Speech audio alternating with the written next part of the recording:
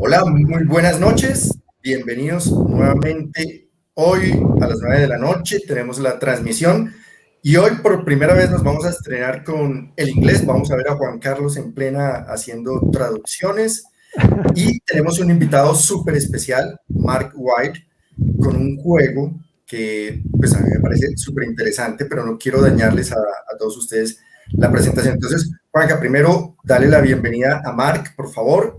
Y segundo, te agradezco si le puedes hacer la pregunta que le hacemos a todos los invitados y que se la cuentes, que es una pregunta muy común que se la hacemos a todos, es cómo empezó él su vida en los juegos de mesa. Hello, Mark. It's very nice to have you with us today. It is an honor to have a guest of your stature here. You are most welcome. Danny asked me to ask you. The first question we asked to all our guests. How do you got involved in this board game business or in these board games?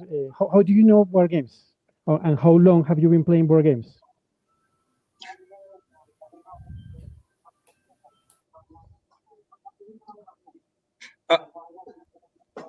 Okay. For some reason, everything that you're saying is being said twice. So there's an echo effect. So I'm having to let it. Okay, it's better now. I just disconnected my mic. Do you hear it well, Marc? The question is the first thing is that it's very nice to have you here. It's an honor to have you here. And the question is very easy, is how do you start to play board games like a hobby? And after that, how do you start to make board games like a business, like a design? Like a business.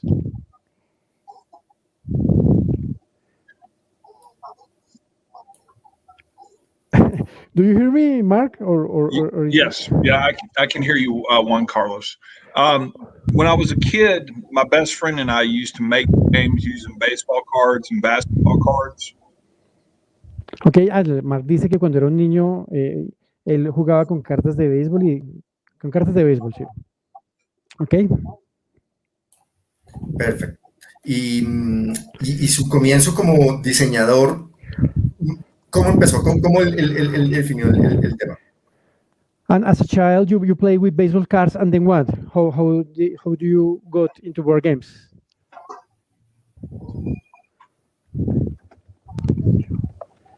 Do you hear me, Mark? Perhaps I have issues with my mic. No, yo te escucho perfecto. Mark, do you hear us? Everything is coming over twice, and so there's an echo. Okay, that's weird. And the words are going on top of each other. Okay. And you maybe were us, as a child you play baseball cards, or you collected baseball cards, and then how you got into the board game world?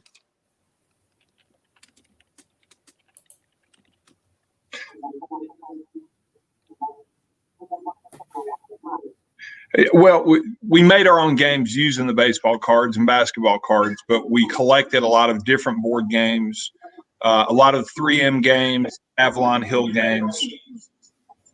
Ok, Mark dice que jugaba mucho con cartas de básquetbol y béisbol y que con esas cartas ellos inventaban sus propios juegos, aunque también jugaban muchos juegos de 3M y de Avalon Hill, que son compañías viejas. And Mark, what was your favorite games from Avalon Hill?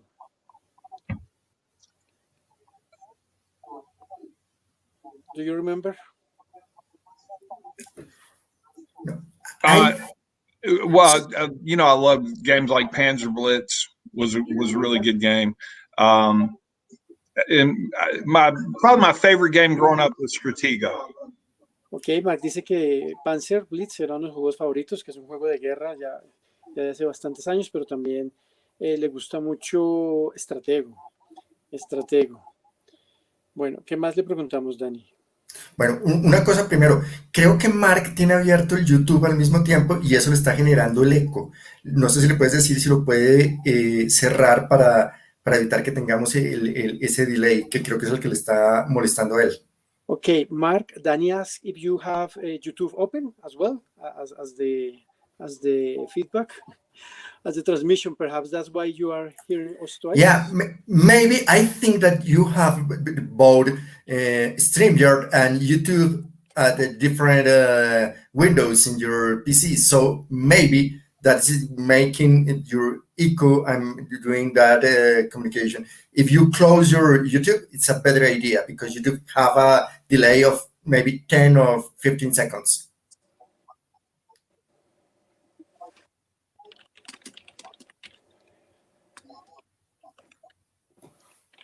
So I'm going to close mine.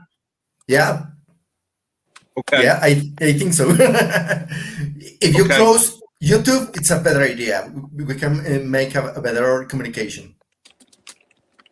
Oh. Pero cerró el StreamYard. Bueno, toca volverlo a invitar. Sí, tranquilo, que por acá le vuelvo a dar la invitación. Tenemos problemas logísticos. Problemas logísticos, sí. Mientras tanto, ¿de qué hablamos? ¿Cómo ha sido esa semana? Fuimos a Carnaval por primera vez desde marzo 14 del 2020. Desde hace más de un año y medio volvimos a Carnaval. Creo que nos fue relativamente bien. Espérate, mientras tanto yo aquí le voy a volver a mandar a Marc la invitación. Y pienso que las cosas pues se pueden llegar a manejar. Eso sí, el autocuidado es muy importante.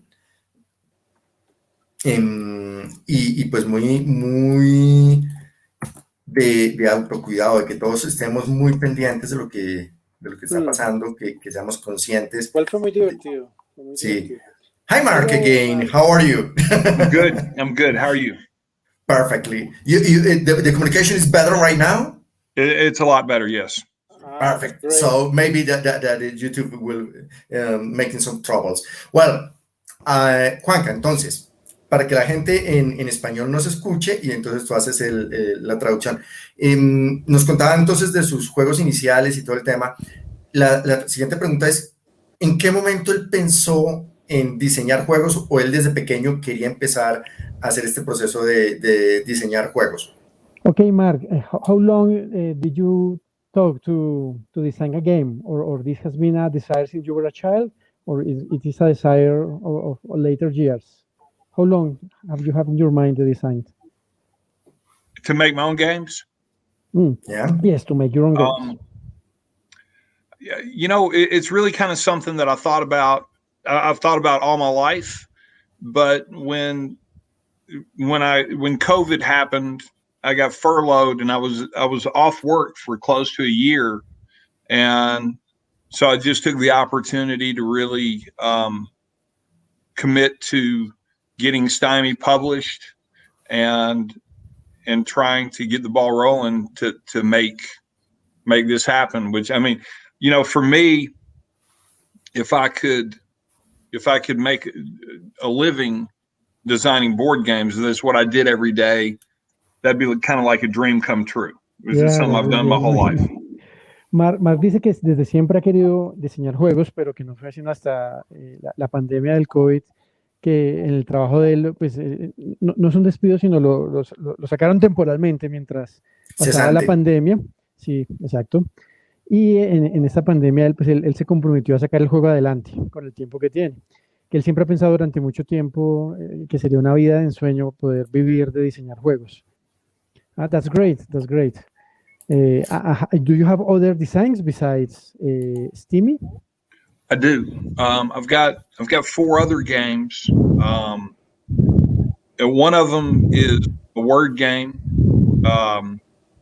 and it's kind of built around.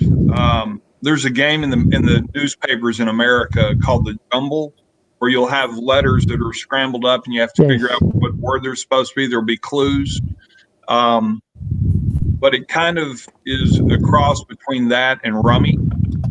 And I feel like that's a game that could have a lot of mass appeal. Then I have another game that it's sort of built around the idea of American football and chess. And so it's kind of like a connection game. Both players have a primary piece that they're trying to advance to the other player's end of the board. So you kind of have to play offense and defense simultaneously. then I have, I have a couple other designs that are pretty close to being complete. But that's great. Okay. Entonces, let's see if I can remember all of that. I'm sorry. No problem. Le pregunté a Marc que si tiene otros juegos, además de Stymie, él dice que tiene por lo menos 4 diseños más. Creo que es uno de palabras, que Sí. como parecido a lo que aparece en los periódicos, en los posts de los periódicos. Los crucigramas, sí. Sí, uno de guerra también, uno que es como una combinación de fútbol americano y de ajedrez, que toca jugar ataque y defensa.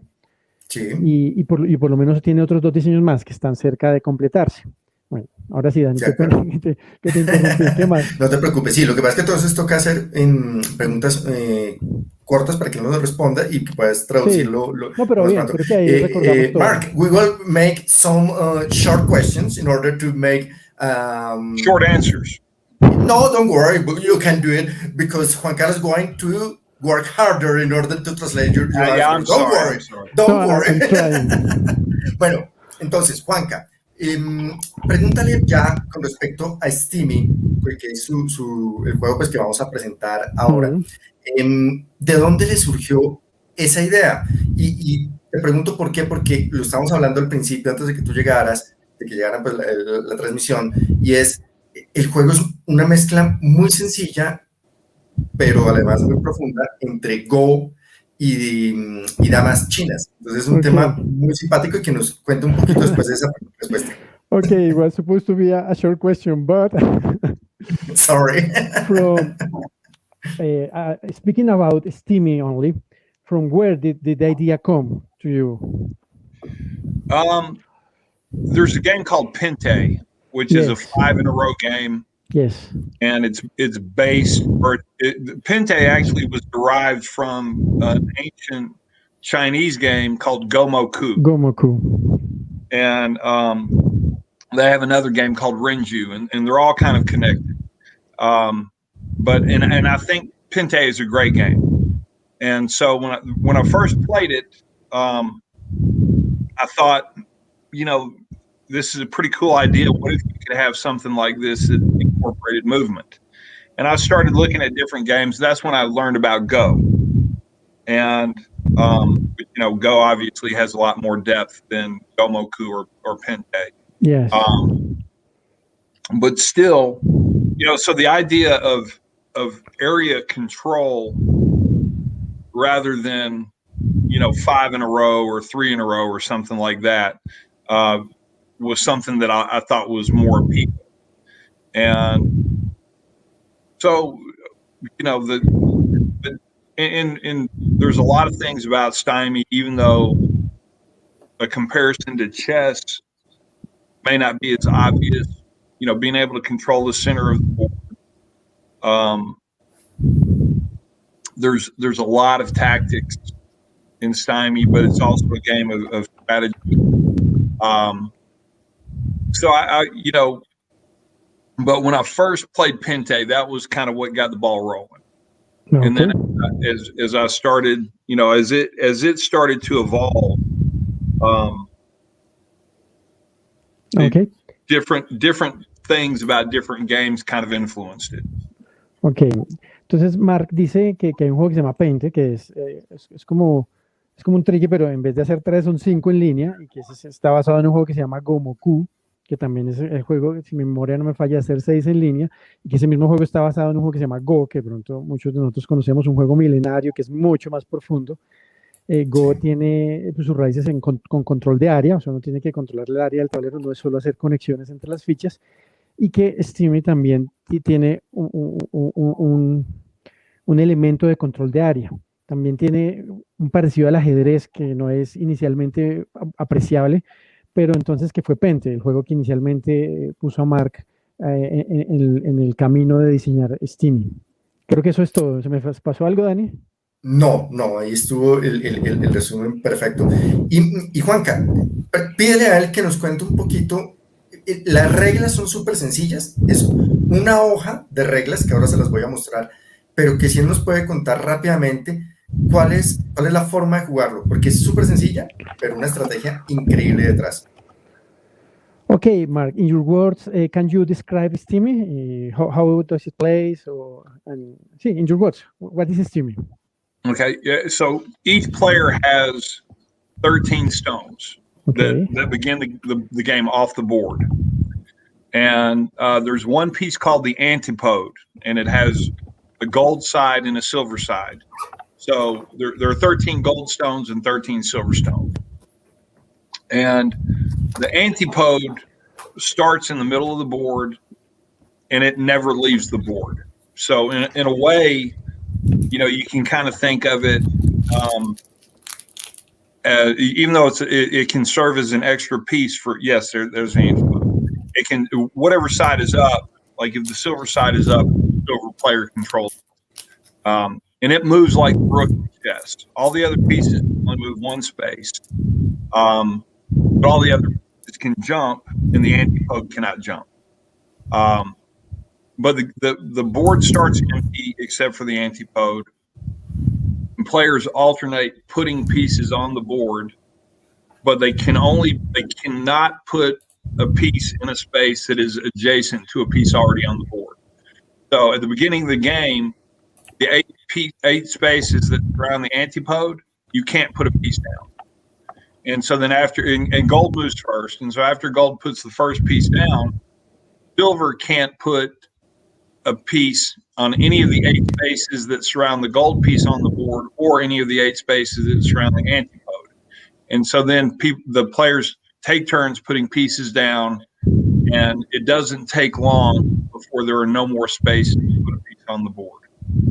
And then at that point, you can move, and a piece can move. Once on the board, it can be moved it can be moved into a space that's adjacent to a piece on the board. And that's how jumping can occur. And so as the game progresses, a player can they have a choice. They can move a piece on the board. If there's a space open to put a new piece down, they could do that. Or they can jump one or more pieces. They can jump their own pieces. And if they jump an opposing piece, they capture. Ok.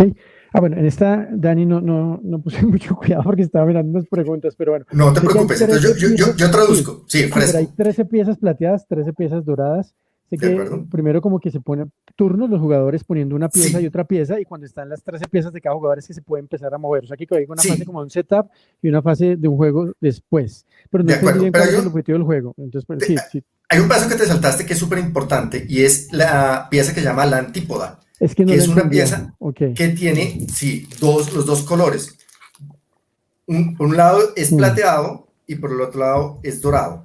Okay. Y esta ficha va en la mitad del tablero, que ahí lo estoy mostrando, y básicamente la gente, como tú lo dices, se va turnando en colocar sus fichas, pero la característica es que tienen que estar separadas al menos un espacio, o sea, no pueden estar tocando una pieza tanto propia como del oponente al principio al colocarse.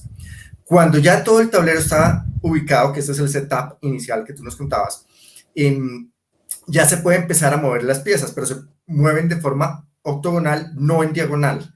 Y una vez mueves, ya cuando las fichas puedan estén juntas, mejor dicho, uno puede saltar las fichas propias y del oponente. Si saltas una ficha del oponente, la comes o la atrapas. No utilizo la palabra se come porque esa creo que es muy colombiana, pero entonces te la llevas. Y al final del juego hay 3 formas de ganar. Si quieres, pregúntale, pues para que no dañarle la explicación. Pero hay 3 formas de ganar el juego que nos la cuenten. O okay. Ese pedazo no lo contó, ¿no? Okay, Mark. No, creo que no. Daniel says there are 3 ways for you to win the game. Can you explain the 3 ways to win the game? Yes. Okay, so if you look at the picture that's up on Board Game Geek right there, you can see the space in the center is lighter color than the spaces that are surrounding it. Yes. So the spaces that are surrounding the center space, those are called prime spaces. All right. And then you have 24 prime spaces. You have 24 pieces around the edge of the board. Those are called perimeter spaces. So you can either capture 7 opposing pieces.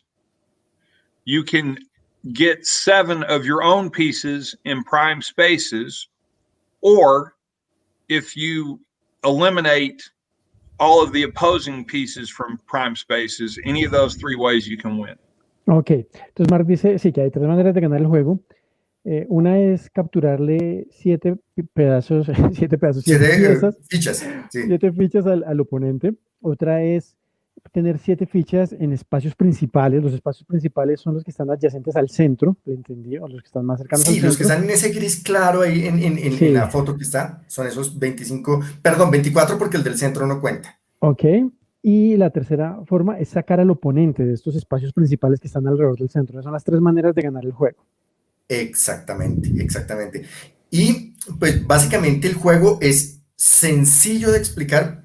Voy a mostrar las reglas del juego, que es una sola hoja, muy, muy sencillo, pero me parece que la profundidad del juego es bastante, valga la redundancia, profundo, muy Profunda. extensa. Sí, porque realmente tienen muchas formas de jugarse e intentar ganar. Que tenga Tú tres ya lo has formas de jugado. ganarlo. Tú ya lo has eh, jugado. yo ya lo he jugado un par de veces, no lo que yo quisiera, la verdad. Ok. Pero entonces pregúntale si este diseño de hacerlo así tan profundo, como si fuera realmente un Go, tiene para mí, obviamente, el Go es mucho más profundo, pero este juego tiene una profundidad interesante en ese tema. Que si él lo pensó desde un principio así, o si fue un tema que se fue dando en la medida que iba desarrollando el juego. Okay, Daniel asked, he says the game is very easy to learn, but it is very deep. That's by design. And he asked if how deep is the game is. Let me rephrase that. He asked if you designed the game with this level of deepness, or it was something that appeared by itself during the design. Do you understand my question? Yes. Okay. You know, the goal is always to make something that's not really difficult to learn, but has layers and layers of strategy and tactics. And so, you know, I always want a game to be incredibly challenging and where you have to look 4 or 5 or 6 moves ahead to be able to beat somebody who's a good player.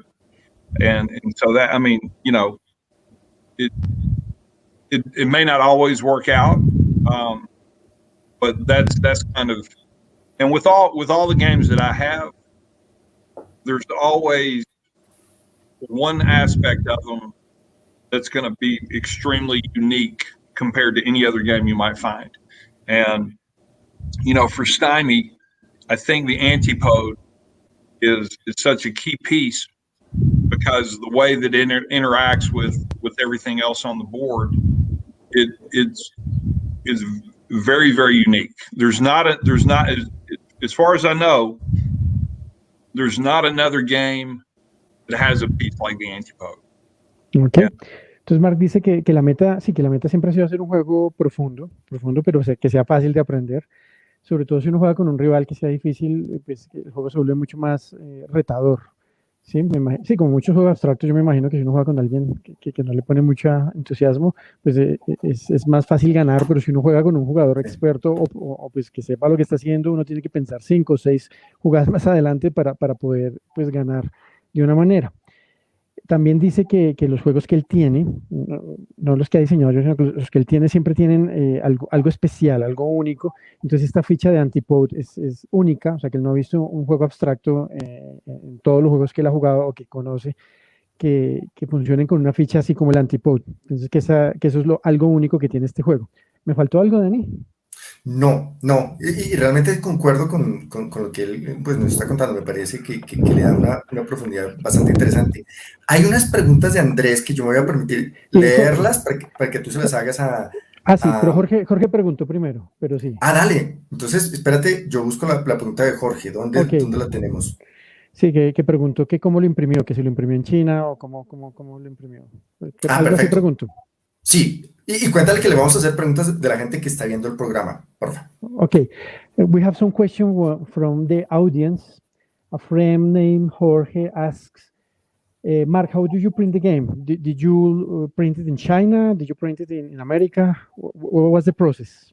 Okay, so one of my very best friends, I've known him since I was 4. He's a graphic designer, Okay. and so I had laid out the board, and I had an idea of. I mean, I knew what I wanted the pieces to be, and I knew, I had a conceptually, I knew what I wanted the board to look like, and I took it to my friend Jim, and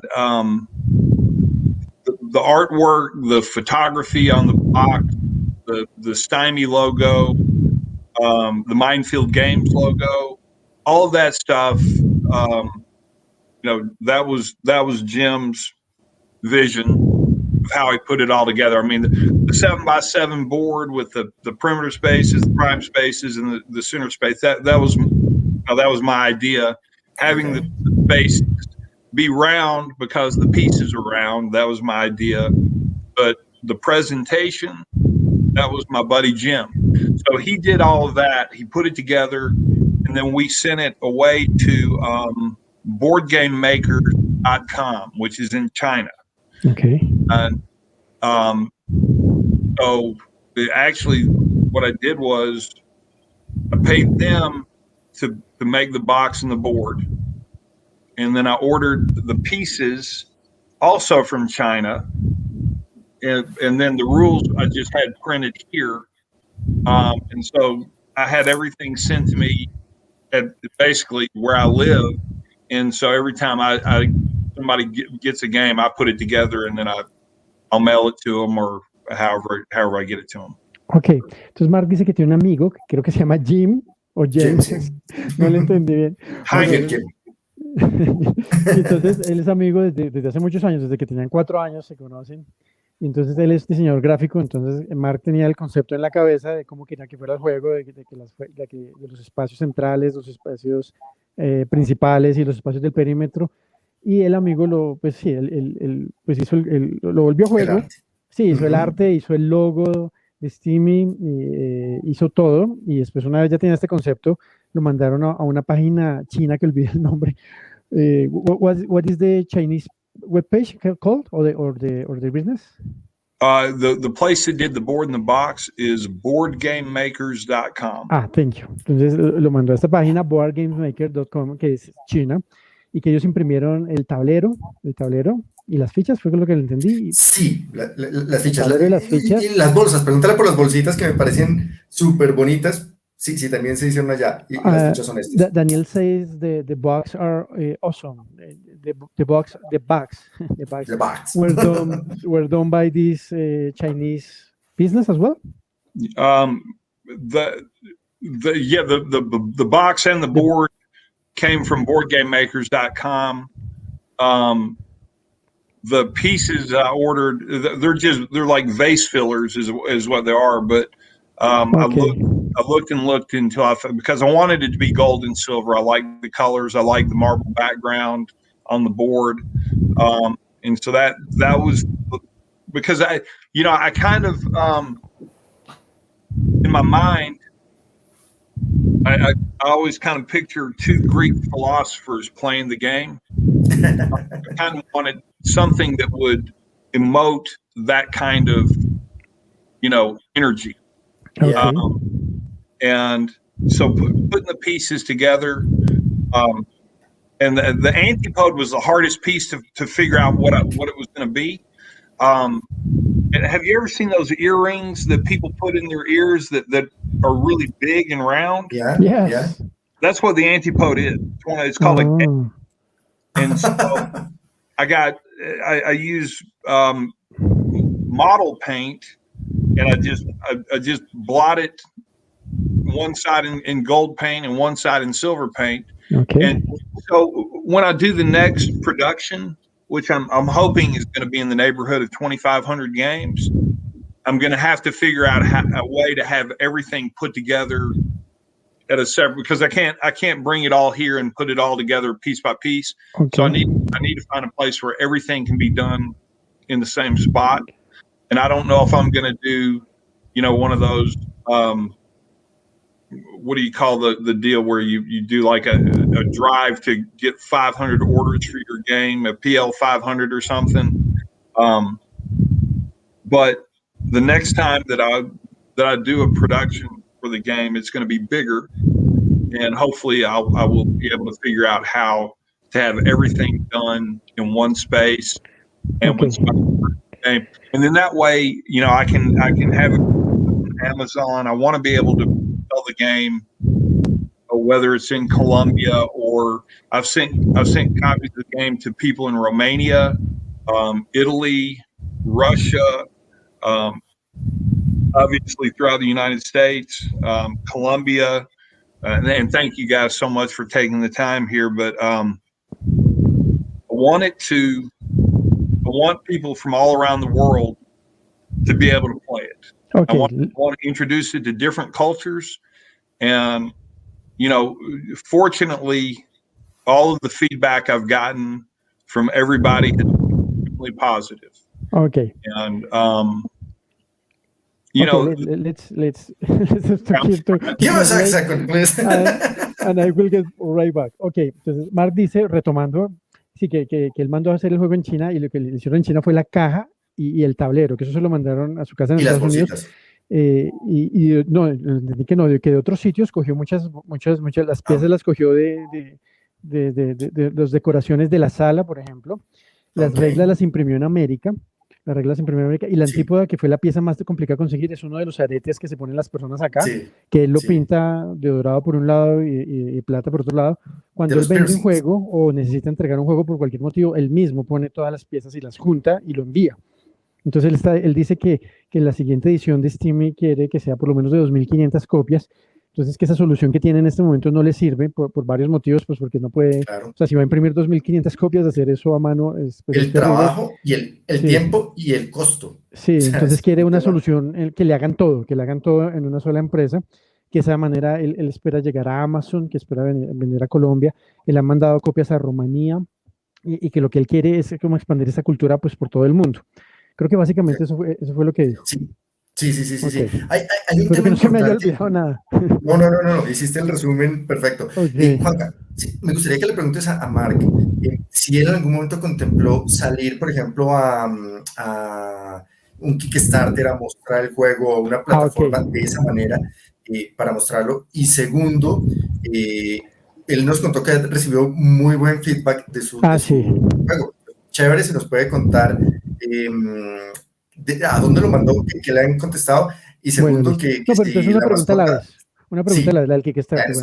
Bueno. Sí, Marc también dijo que gracias, o sea, que le estamos, o sea, que está con nosotros, que muchas gracias por hacer esto, y también dijo que lo que dijo Daniel, que mucha gente ha tenido una respuesta positiva al juego. Marc, Daniel asked, did you consider crowdfunding platforms for your game, like Kickstarter? I'm sorry, repeat that, please.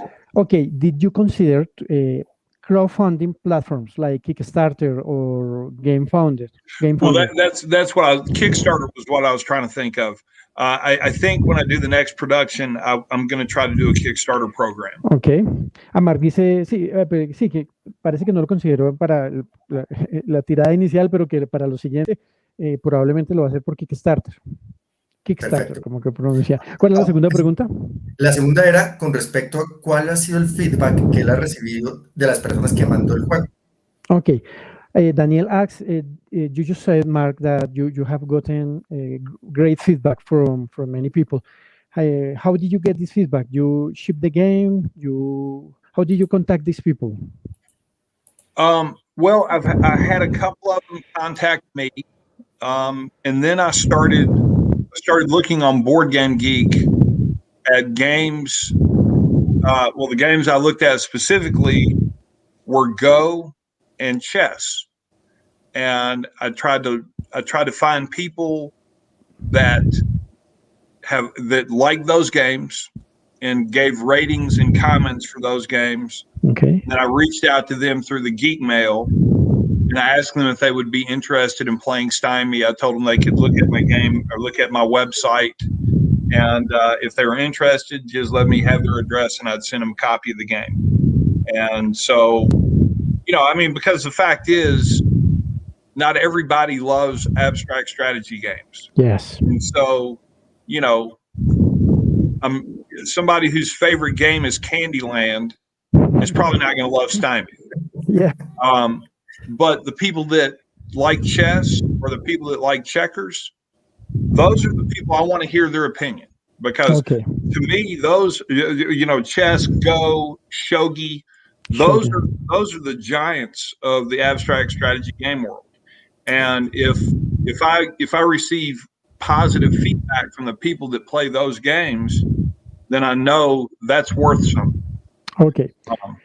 Entonces, Marc dice que él en BGG, en Board Game Geek, que es, bueno, sí, que es como la plataforma, la base de datos más grande de Internet de juegos de mesa, él buscó personas que hubieran calificado juegos como ajedrez y como Go, que hubieran calificado y que dieran su opinión. Entonces él les mandó un email interno que por BGG se llama Geekmail, preguntándoles si les interesaría probar el juego Stymie. Y a los que le respondieron que sí, él les mandó el juego. Y entonces estas personas lo jugaron, les dieron la opinión.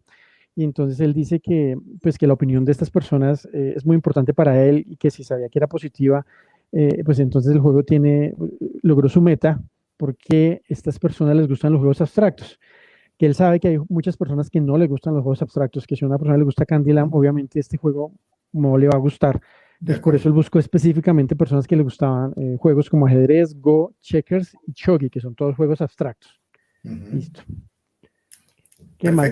Andrés se ha preguntado varias cosas.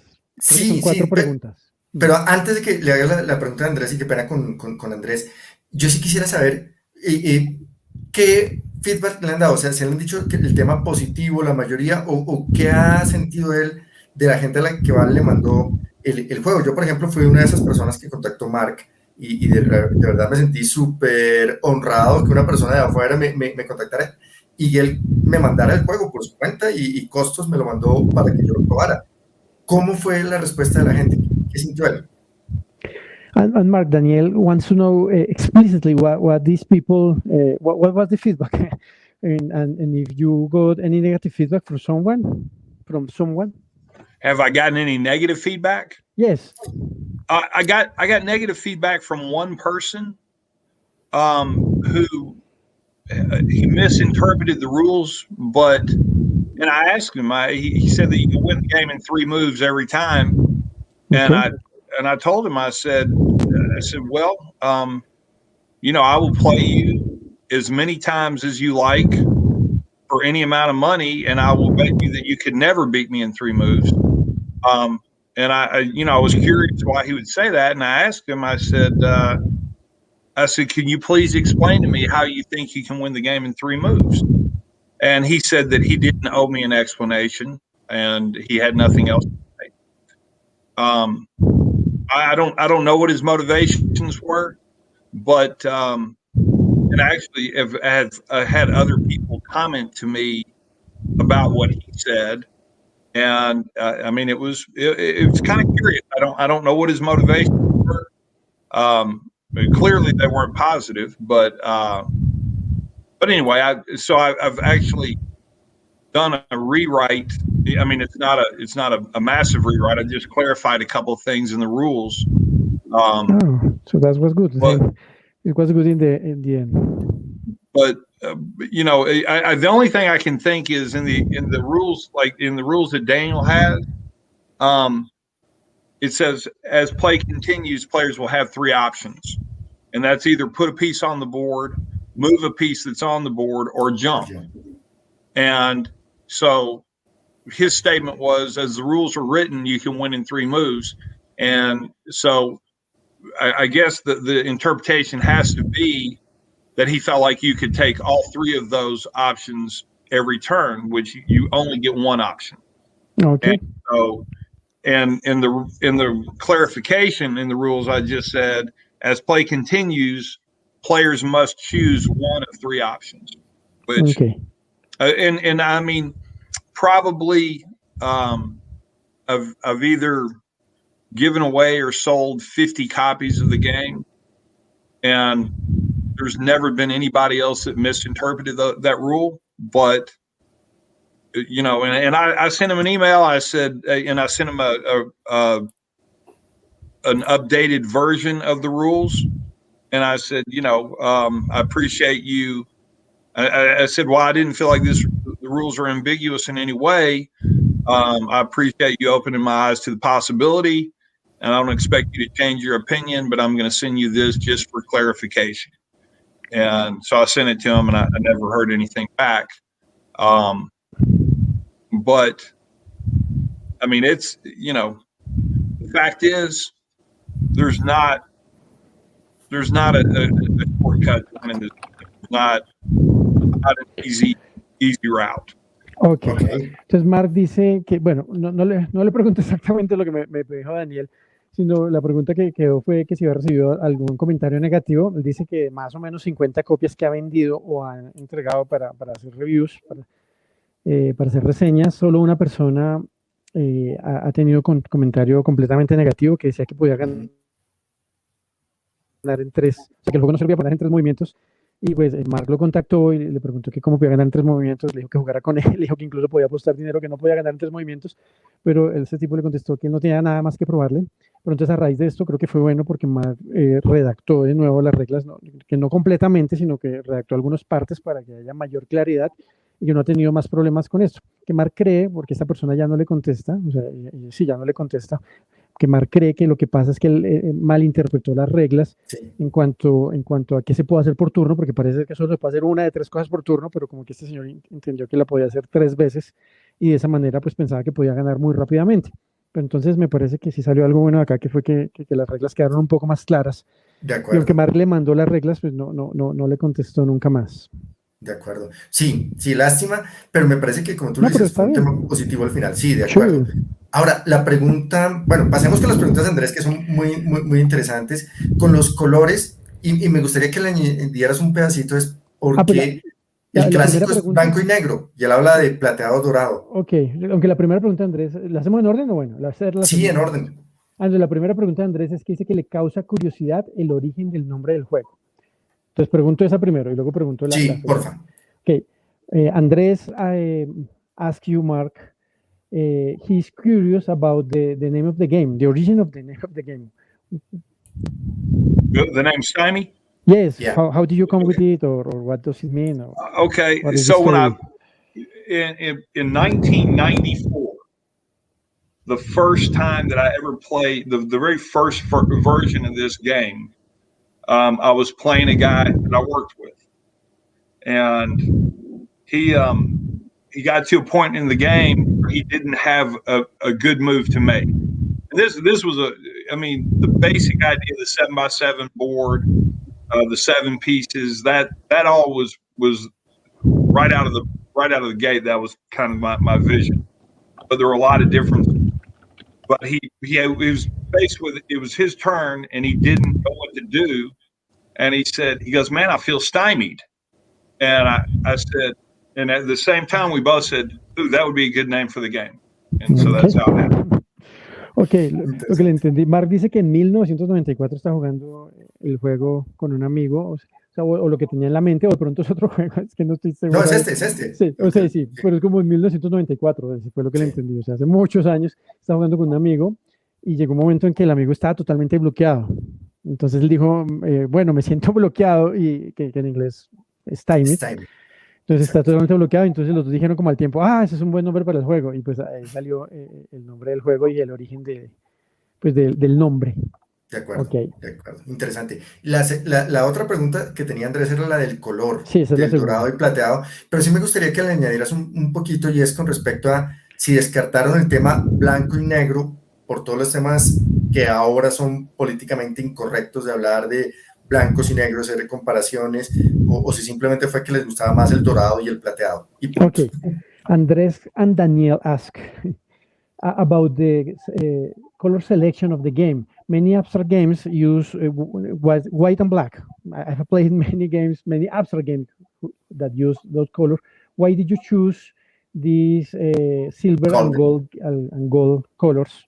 It was because you like it, or there was an ulterior motive? You know what? I actually, it's always been gold and silver. but considering the current political climate, Yes. it's probably better. But I guess we have enough black versus white issues in the world. But no, I because I always, like I said, I always kind of pictured a marbled background, and I felt like gold and silver played into that better than any other colors. Ok. No, Marc dice que desde siempre le ha gustado el color plateado y dorado, desde siempre. Pero que sí, que con el clima político actual o ser políticamente correcto, de pronto algunas personas sí se pueden llegar a ofender con blanco y negro, pero que ese no fue el motivo principal, que siempre le ha gustado. Que él se imagina siempre el tablero como de mármol. ¿Mármol es mármol? Creo que sí. Sí, Como sí de es mármol y que él piensa que el color plateado y dorado se ve mucho mejor en una plataforma de estas.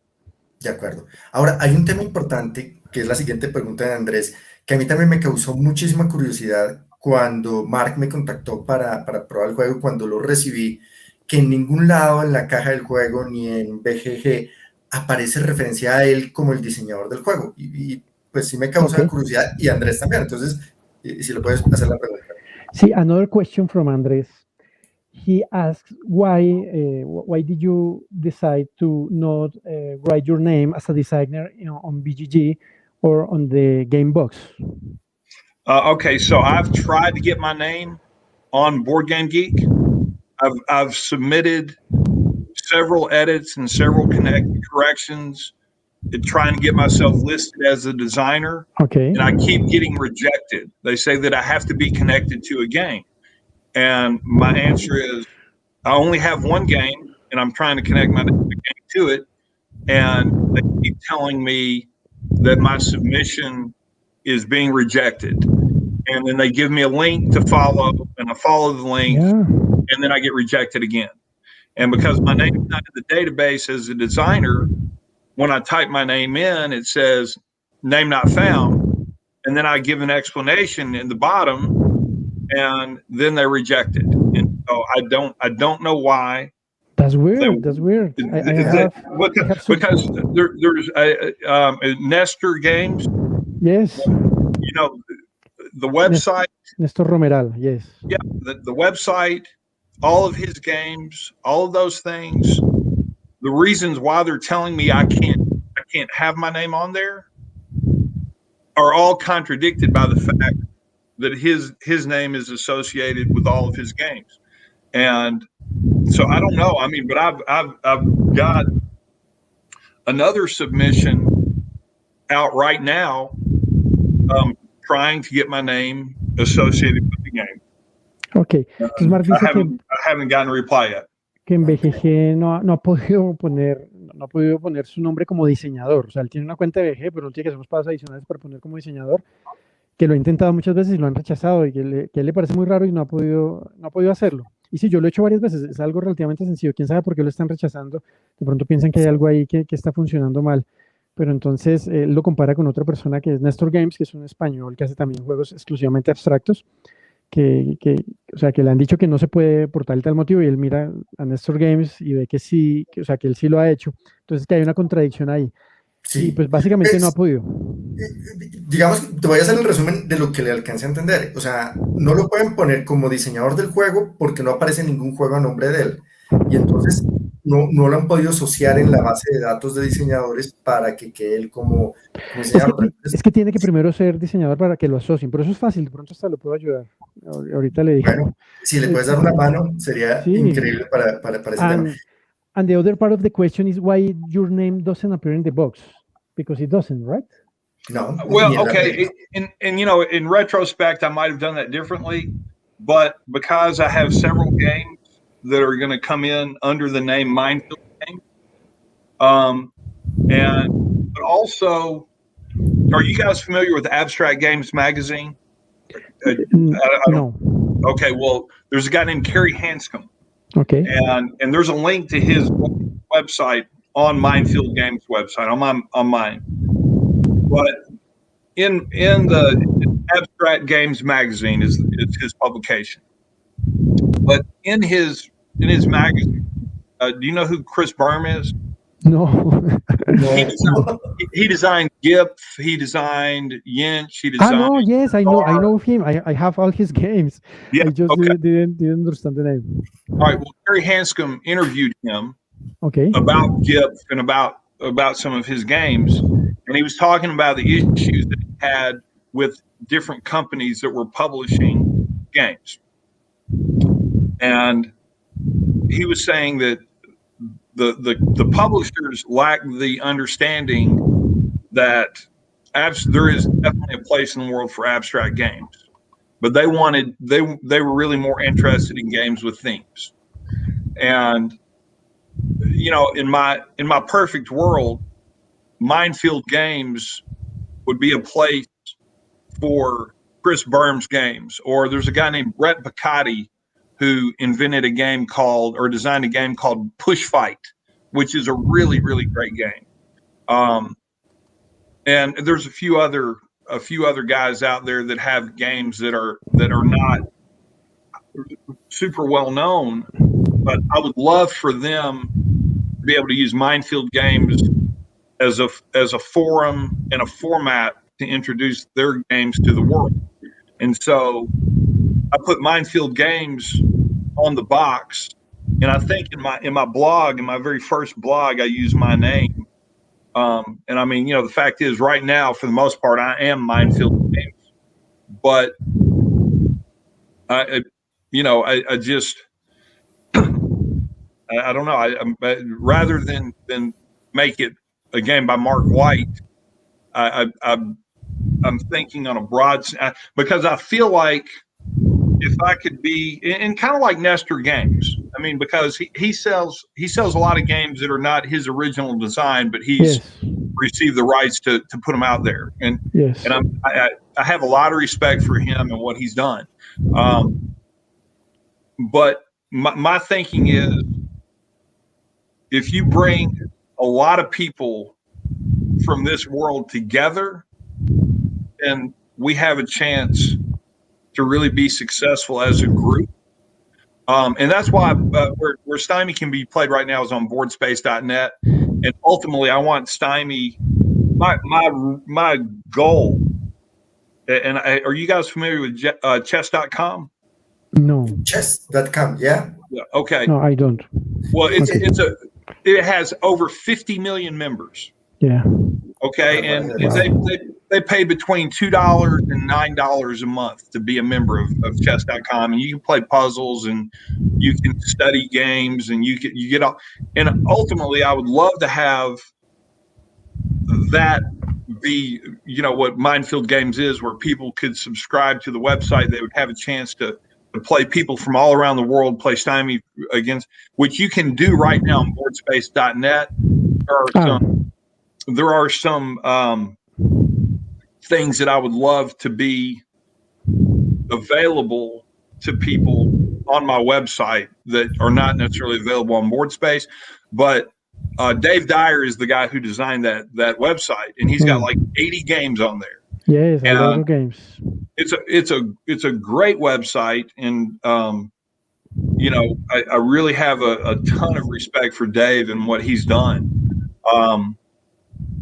But I want games to be playable on my website ultimately, and I would like to be able to make it a membership thing. I would like people to be able to play tournaments and, you know, win prizes, whether it's, you know, games or cash prizes or whatever. And ultimately, yeah, it'd be great to be able to host the Mind Sport Olympiad, host Stymie on my website.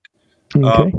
Maybe next year host it on boardspace.net. I don't know, but I would love for Stymie to be a part of that. But so anyway, and I realized I kind of got off track, but because Stymie is my flagship game, and it's under the flag of Mindfield Games, which my great vision is, it's a lot more than just me. Okay. And so that's why I didn't put my name on the box.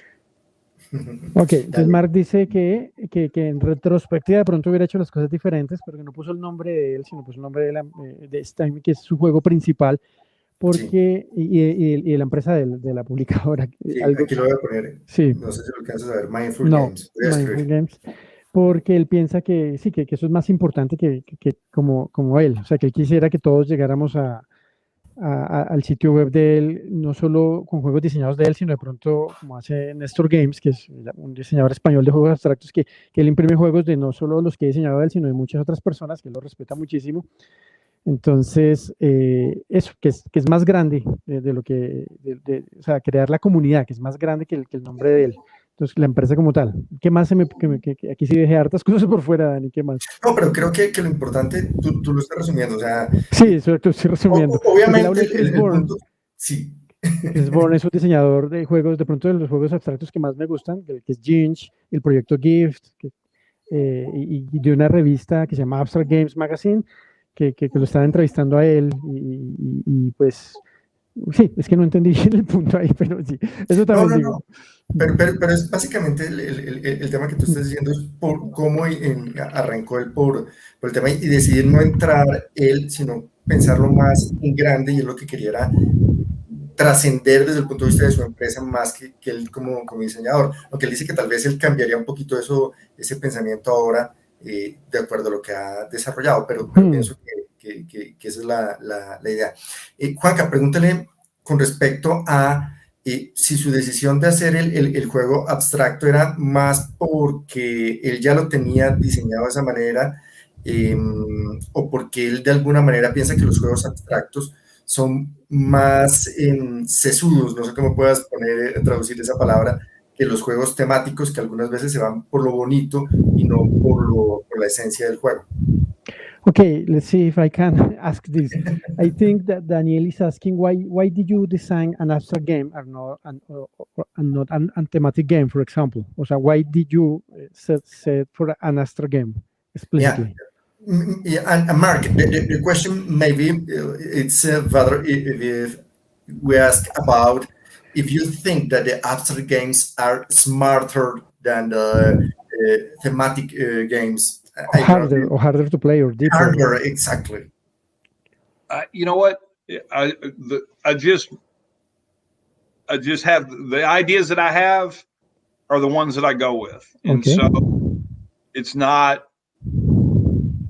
like a game that I don't know if you guys have ever played Scythe. Yes. Yeah. Great game, yes. And that's kind of a thematic game, but really it's kind of an abstract game as well. Yes. And so I don't know. It's not. There are plenty of games out there that might cross the line, but here's the thing: if two of us sat down and played a game, and we spent an hour or more, and it was a good game. It was back and forth. Whoever wins is going to feel really good about winning, and whoever loses is not going to feel quite as good as the guy that won. And so, I like a game that requires enough commitment that if you lose, it hurts. Okay, that's great. I do like that. O sea, Marc dice que esas son las ideas que él tenía. O sea, creo que está queriendo decir que él nunca consideró un juego temático, que eso es lo que él quería hacer, lo que se le vino a la cabeza. Y él dice que aunque hay otros juegos como Scythe, que es un juego temático, pero que también tiene varias partes abstractas, que es lo que yo estoy de acuerdo. De hecho, me gusta, porque no es un juego de guerra como uno podría pensar con los mecanismos que tiene. Entonces, él dice que le gusta un juego en el que los jugadores se comprometan con tiempo. Sí, que se comprometan, y que si alguien pierde, pues que le duela, a ver si de pronto mejora, y si alguien gana, que se sienta bien. Eso es lo que Marc dice. ¿Qué más me pasó, Dani? Se me pasó. No, ahí está perfecto. Pero me gustó esa definición de que le duela, hearts. O sea, porque definitivamente, si yo pierdo, pues perdí una hora en un espacio y va a doler, porque dije, miércoles, no fui lo suficientemente inteligente como mi oponente. Me parece que ese fue un tema interesante. Tenemos 3 preguntas más. We have 3 more questions. Let's do it quickly because we are at 10 o'clock. Okay, Marc, how do you implement the game in boardgame.net? .net? Boardspace.net. I just sent a copy of the game to Dave Dyer. And Dave did it. Okay. And Dave played it, and he gave me a good feedback, and so he put it on there. Dave has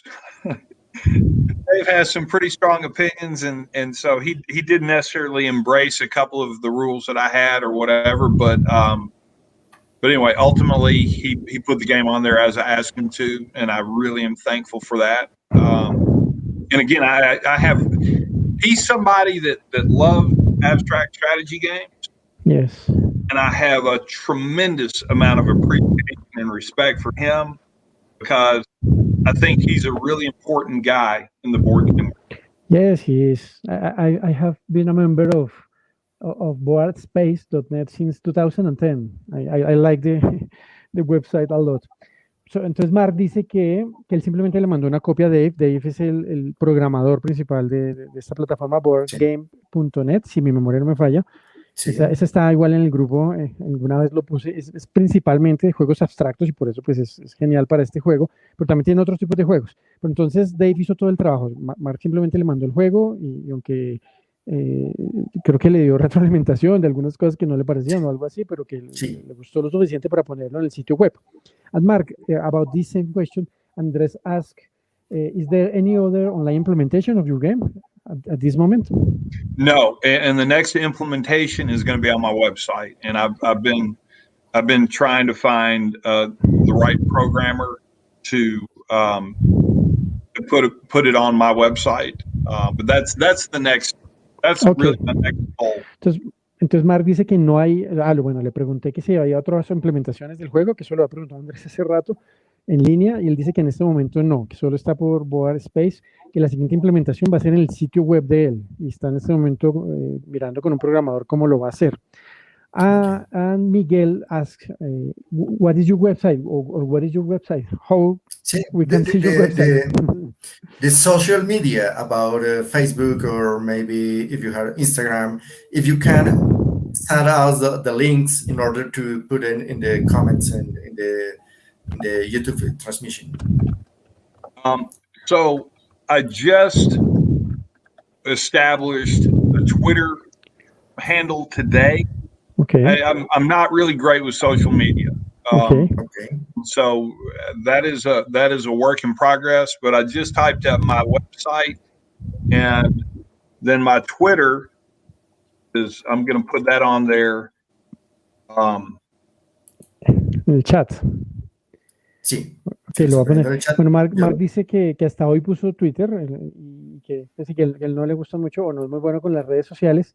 Sí, que no es muy bueno, no dijo que no le gustaba, sino que no es muy bueno con las redes sociales. Allá Daniel puso mindfield-games.com en los comentarios, y de pronto eso también lo debemos dejar aquí en los comentarios, que esa es la página web de Marc. De acuerdo. Y también pusimos el Twitter de Marc, que es @Stymie 2021.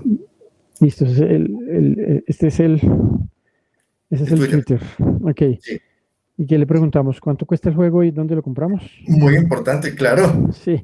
And a very important question, how much does your game cost, and where can we buy it? Well, right now, and I was talking to Daniel about this before the show. Right now, shipping would create a prohibitive cost for somebody who's buying it from a different country. So I've got about 25 more games that if somebody wants to reach out to me through my website, if they're interested in playing or owning a copy, they can let me know, and they give me their address, and I'll send them a copy of the game. And just the same thing I asked you, Daniel. Just after you've played it, if you give it a rating on my website and on Board Game Geek and give it a comment, I really appreciate that.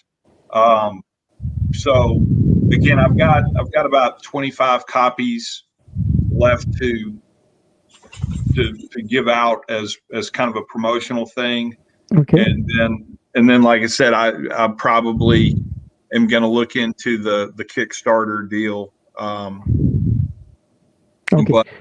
Entonces, Marc dice que en este momento más o menos, no, que comprar el juego en este momento es muy costoso para las personas que están fuera de América porque los costos de envío son Sí, prohibitivos, son carísimos, mejor dicho. Entonces, que en este momento le quedan más o menos 25 copias, que si a alguien le interesa conseguir el juego, lo puede hacer con él probablemente y lo pueden contactar por el sitio web que ya está aquí en el chat y creo que lo vamos a dejar en los comentarios, que no se nos olvide. sí. O, sí, o por dónde más, por el email, bueno, que lo pueden contactar No, y de por el pronto sitio pueden... web, pero pues te iba a proponer, para que le digas a Mark, si estaría de acuerdo, que las personas que estén interesadas, pues nos contacten a nosotros para contactarlo a él y de esta manera poder abaratar los costos de envío porque son bastante altos mandar un solo juego de Estados Unidos Ah, sí, esa es una para buena acá. idea. Entonces, coméntale Ya le digo. que le proponemos eso, si él estaría de acuerdo. Ok, ya le digo. Y antes de eso, espérame, y lo otro que dijo Mark es que sí, que le está dando estas 25 copias de manera promocional para que dejen un comentario en BGG o con su calificación o en el sitio web de él. Entonces, Mark, if there are people who wants to get your game, Daniel says that perhaps it is better that they contact us if there are more than one, so you can send the game perhaps to Daniel, two or three copies too. Uh, so the shipping charge isn't as high as sending one by one. Is that okay with you? I mean, I could do any number of ways. But you know, part of it is I'd like to create traffic on my website, Okay. and hopefully I'm going to be getting some comments on my Twitter thing. I'm going to start putting information out on Twitter and you know, my blog on my website, I give strategy hints, and you know, it's been difficult for me to consistently put out the blog here over the last month, but ultimately that's something that every week I'm going to try to have a new blog that gives either a puzzle or an example of gameplay or strategies or whatever. Because I think that it's real easy to sit down and play the game and right away start thinking of it like checkers. But if you're playing against a player who's good and you approach it that way, you'll get destroyed. And because I mean, there's a lot.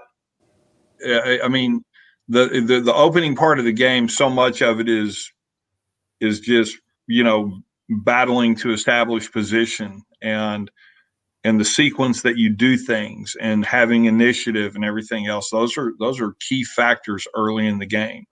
And then, you know, at some point the game can go from being one of really kind of jockeying for position to turning into a slugfest really fast.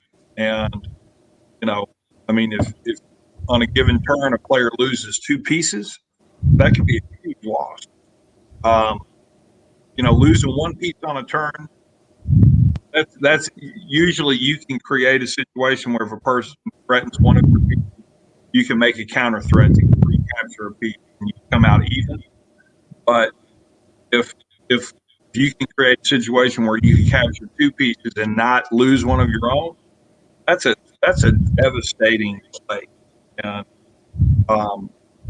but talking about things like that on my blog is one of the things, but, you know, introducing different concepts. So that's why I would love for people to go to my website and if they're interested, shoot me an email. And so I appreciate the you know, I mean, the game sells for $24.99, and I've got on there, you know, plus $5 shipping and handling. But again, right now, if there's somebody that's watching this that's interested in owning a copy of Stymie, if they want to get on my website and send me an email with their address, then, you know, I'll get them a game.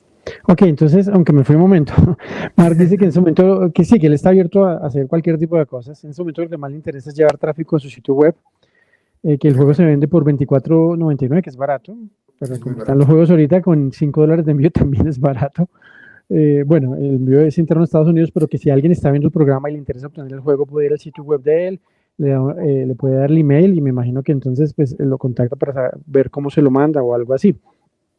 Entonces, pues genial, me parece eso. No sé qué más dijo Daniel porque me fui No, mientras me lo que él le conecté. estaba contando, como tú lo dijiste, es que a él le interesa mucho que hagan Mm. comentarios en sus temas de su página de internet y demás, en el blog, en BGG, diferentes situaciones o incluso videos del juego, mostrando diferentes situaciones. Él comentaba pues algunos movimientos y temas que pueden llegarse a presentar, de lo complicado que puede ser para una Ah, persona sí, cuando pierde una o dos fichas. sí, que en el Exacto. blog él está hablando de estrategia y de cosas que Sí. se pueden hacer. Sí, sí, sí. Entonces él nos contaba eso, que, pues, que se pueden montar en, pero lo que le interesa es generar ese tráfico.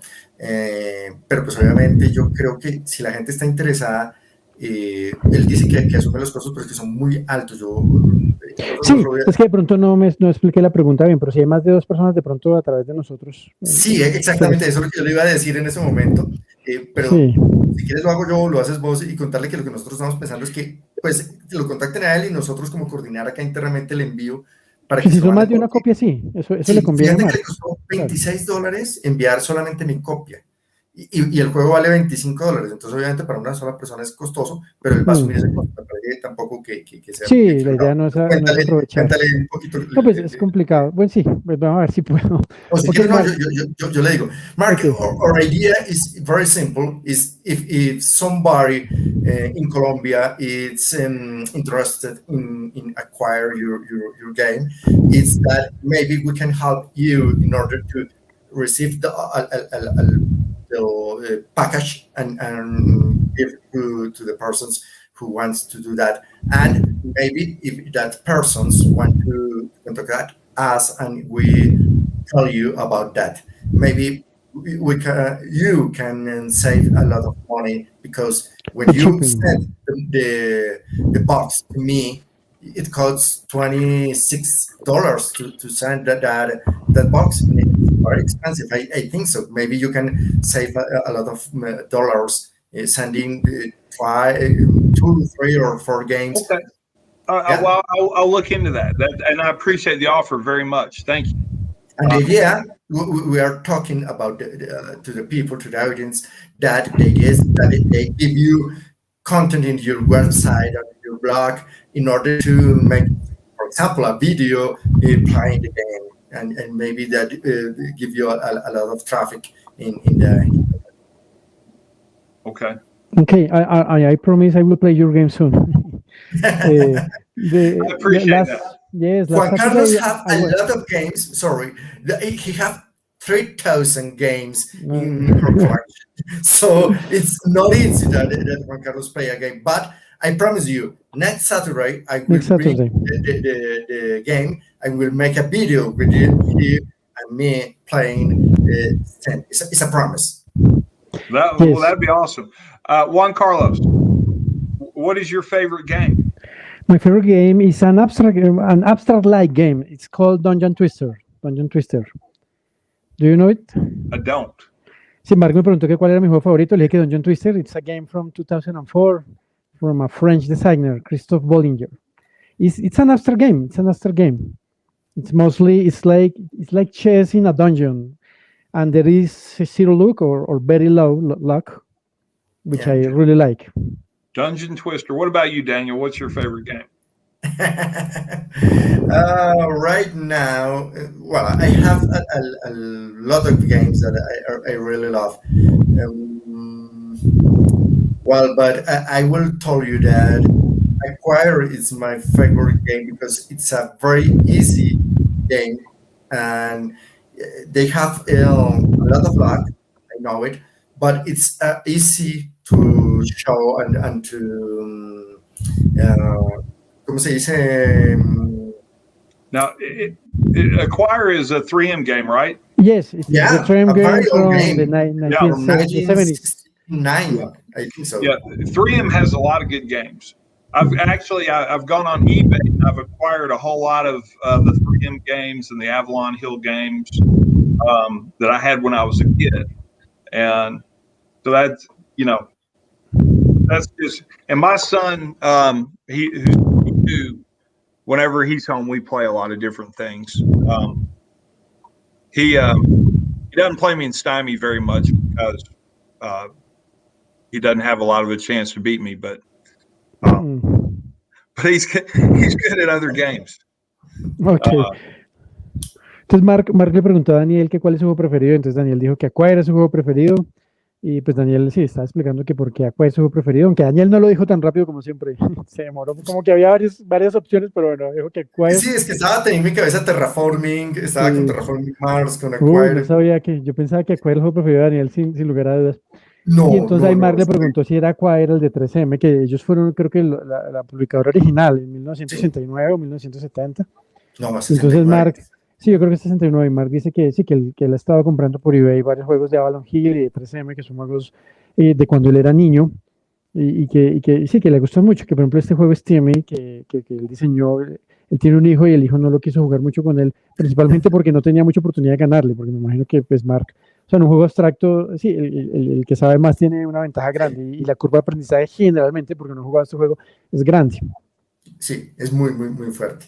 Bueno, Mm. la verdad, muy interesante, chévere además conocer diseñadores que no solamente colombianos, sino también de afuera.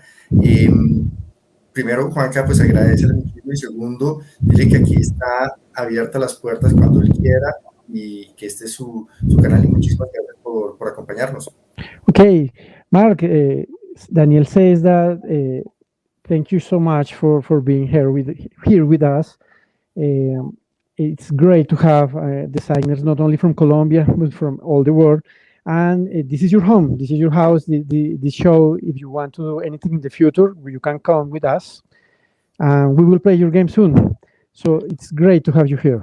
Man, well, I look forward to you guys playing, and you know, I always welcome any kind of questions. And again, anybody that ever wants to play, they can send me an email, and I'll play them on board space.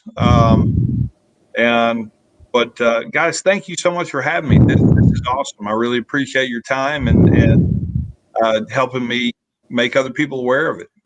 Bueno, entonces Marc dice que es también genial estar acá, que si cualquiera de los que están viendo este video quiere jugar contra él el juego, lo pueden jugar por boardspace.net, creo que es. Yo voy a corregirlo. Ahí están Sí. en los comentarios, sí. Sí. Está bien. Y pueden jugar directamente con el diseñador, y que le pueden preguntar cualquier cosa, que él está abierto a contestar cualquier cosa. Bueno, that's But it. I don't know if it's a good idea to try to play with the designer of a board game, because you always win.